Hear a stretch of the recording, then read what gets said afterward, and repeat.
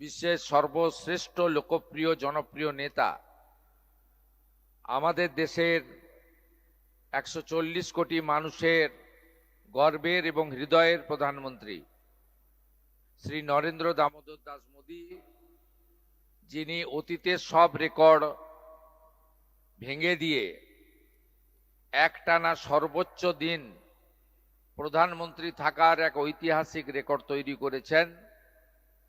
তার 12 বছর সম্পূর্ণ হওয়ার উদ্দেশ্যে তার জনকল্যাণ, দেশ সেবা এবং ভারতবর্ষকে পুনর্নির্মাণের ক্ষেত্রে যে অগ্রণী ভূমিকা তিনি রেখেছেন সে বিষয়ে উল্লেখ করার জন্য। শুধুমাত্র 12 বছর পূরণ নয়, যিনি নিজেকে প্রধানমন্ত্রী হিসেবে বলতে ভালোবাসেন না, প্রধান সেবক হিসেবে বলতে ভালোবাসেন, সেই মাননীয় প্রধানমন্ত্রী তার মুখ্যমন্ত্রী এবং প্রধানমন্ত্রী হিসেবেও এই বছর অক্টোবর মাসে 25 বছর পূর্ণ করবেন। স্বাভাবিকভাবে যিনি নিজেকে প্রধান সেবক হিসেবে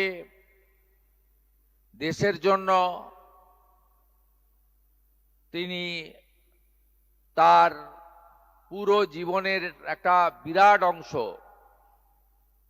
দেশের জন্য তিনি কাজ করে চলেছেন, তাকে আমরা সবাই শ্রদ্ধা জানাই, প্রণাম জানাই এবং সকলে তার দীর্ঘায়ু কামনা করি। এই 12 বর্ষের মূল আধারই ছিল এনডিএ তথা বিজেপি সরকারের তথা মাননীয় মোদীজির নেতৃত্বে সরকারের লোকসেবা, সশক্তিকরণ, রাষ্ট্র নির্মাণ, রাষ্ট্র প্রথম, বিরাসত ভি বিকাশ ভি, অর্থাৎ ভারতবর্ষের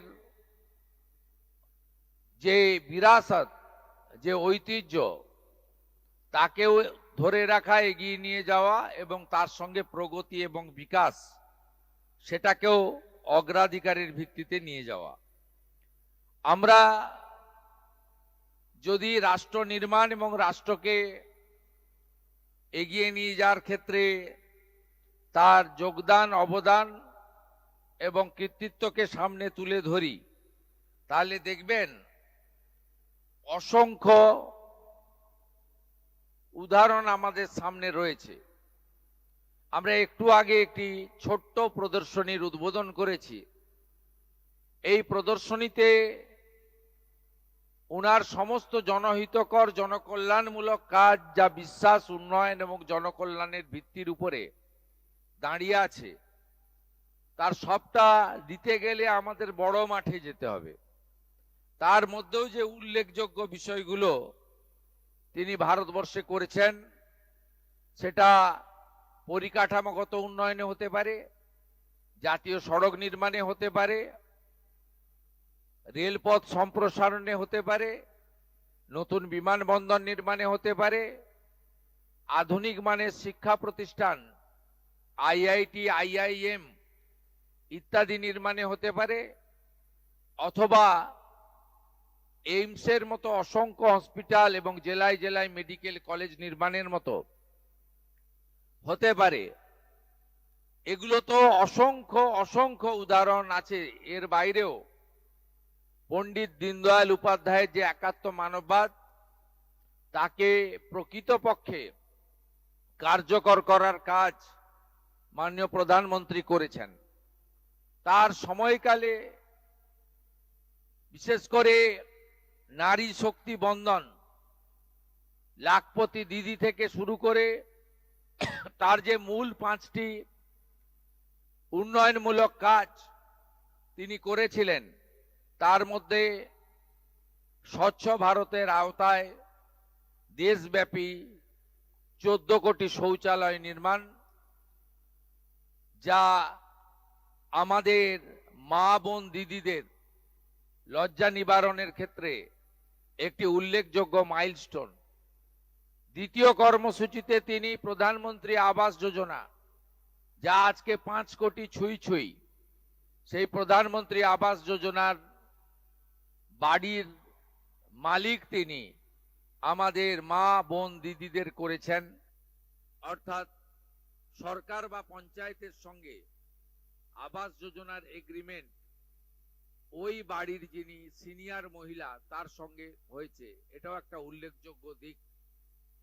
এর বাইরেও 82 কোটি মানুষকে প্রধানমন্ত্রী অন্ন সুরক্ষা যোজনার মধ্য দিয়ে তাদের প্রত্যেক মাসে ফ্রি রেশন দেওয়া, এটাও একটা উল্লেখযোগ্য দিক, আপনারা জানেন। এর সাথে জল জীবন মিশনের নলে জল, পরিশ্রুত পানীয় জল এবং পিএম কিষাণ সম্মান নিধি, প্রধানমন্ত্রী সূর্য ঘর, অসংখ্য এই ধরনের উদাহরণ রয়েছে।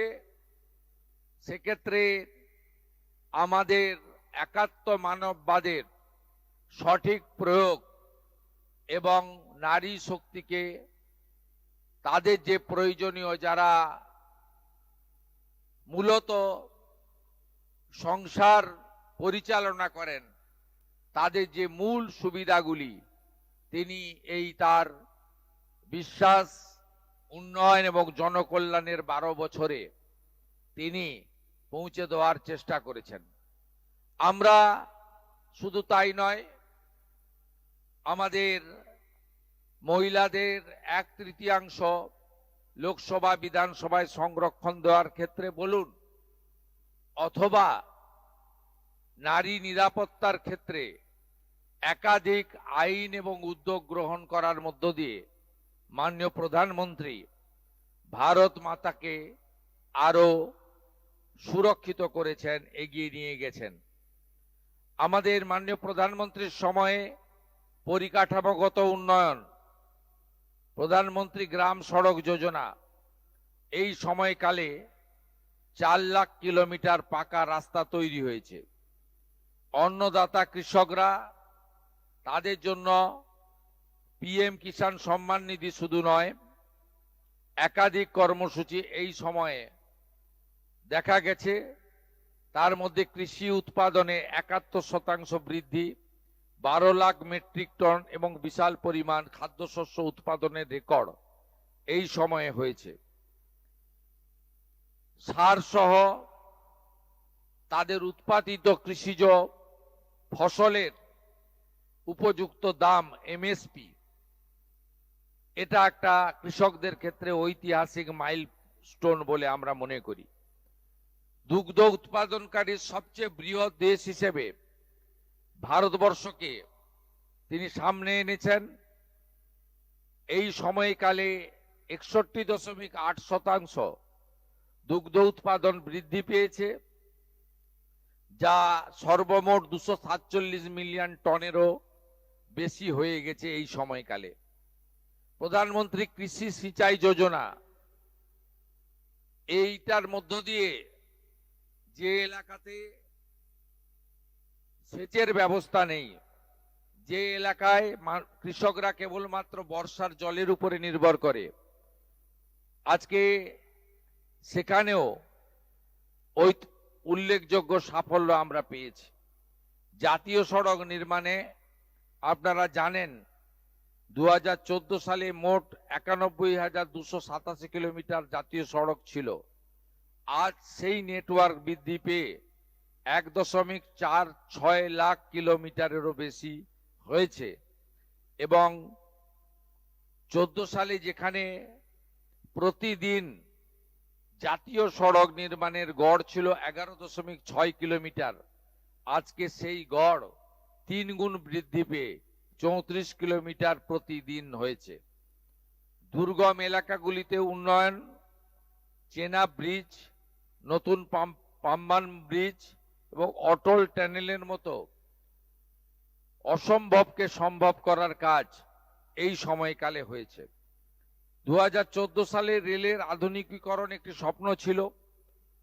ভারতীয় রেলের 99.4% বেশি ব্রডগেজ বিদ্যুতায়ন সম্পন্ন হয়েছে।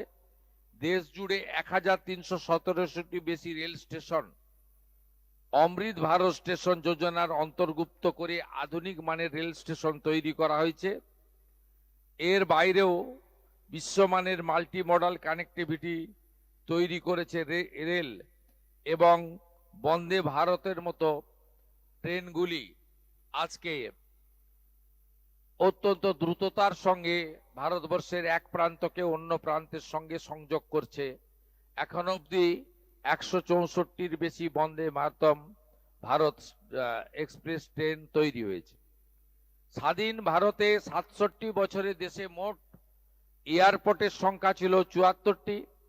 গত 12 বছরে মোদিজির নেতৃত্বে 90টির বেশি নতুন এয়ারপোর্ট তৈরি হয়েছে, যার ফলে আমাদের দেশে এখন এয়ারপোর্টের সংখ্যা 164 পার করে গেছে। উড়ান যোজনাতে আজকে সাধারণ মানুষ, প্রান্তিক মানুষ, আজকে যারা লো ইনকাম গ্রুপ, তারাও আজকে প্লেনে চড়তে পাচ্ছেন, যেটা বিগত দিনে ধনীদের ক্ষেত্রে একটা ব্যবস্থা ছিল যাতায়াতের, সেই ব্যবস্থা আজ সাধারণ মানুষের কাছে প্রধান শিক্ষক হিসেবে মোদিজি তৈরি করেছেন।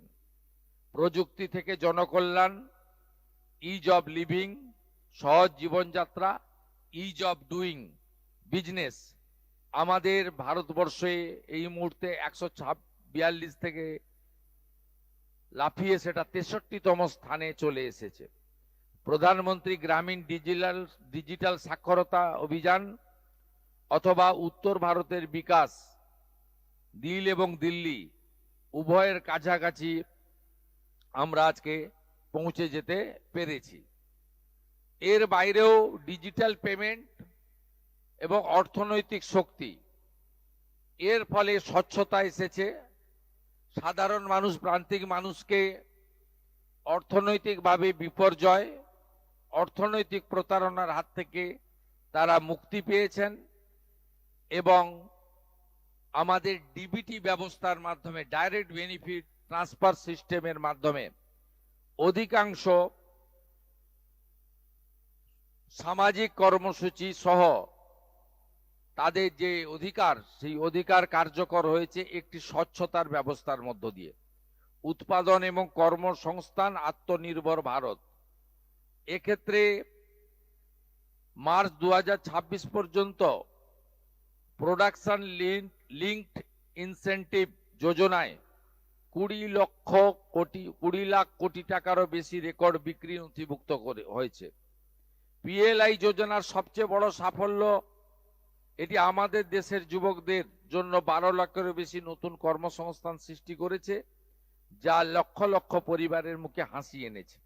গত 1 দশকে মেক ইন ইন্ডিয়া, উৎপাদন ভিত্তিক সাহসী সংস্কার, দূরদর্শী নীতিকে ভারতকে একটি বৈশ্বিক উৎপাদন কেন্দ্রে পরিণত করেছে। ভারতে ইলেকট্রনিক উৎপাদন 2014-15-তে যেখানে 1.9 লাখ কোটি টাকা ছিল, সেটা বেড়ে আমাদের 24-25 অর্থবর্ষে 11.3 লাখ কোটি টাকায় পরিণত হয়েছে। সেমিকন্ডাক্টর ম্যানুফ্যাকচারিং ইকোসিস্টেম 1.6 লাখ কোটি টাকার বিনিয়োগ প্রতিশ্রুতি সহ 12টি প্রকল্প মঞ্জুর করেছে ভারত সরকার, এবং মেক ইন ইন্ডিয়া চিপ পুরো বিশ্বকে শক্তি দেবে। ভারত আজ বিশ্বের দ্বিতীয় বৃহত্তম মোবাইল ফোন প্রস্তুতকারক দেশ, যেখানে 2014 সালে আমরা 90% মোবাইল আমদানি করতাম। আমাদের মোবাইল উৎপাদনে 163 গুণের অভূতপূর্ব বৃদ্ধি ঘটেছে, যেখানে 300টির বেশি ইউনিট কাজ করছে, যা 2014-তে মাত্র 2টি ইউনিট ছিল। এই রকম স্টার্টআপ সংস্কৃতি ও পরিবেশ, সেক্ষেত্রে সহ প্রতিটা ক্ষেত্রে আপনারা যদি দেখেন, মাননীয় প্রধানমন্ত্রীর নেতৃত্বে ভারতবর্ষ দ্রুত বিশ্বকে নেতৃত্ব দেওয়ার ক্ষেত্রে এবং বিশ্বগুরুতে পরিণত হওয়ার ক্ষেত্রে অনেক ধাপ এগিয়ে গেছে।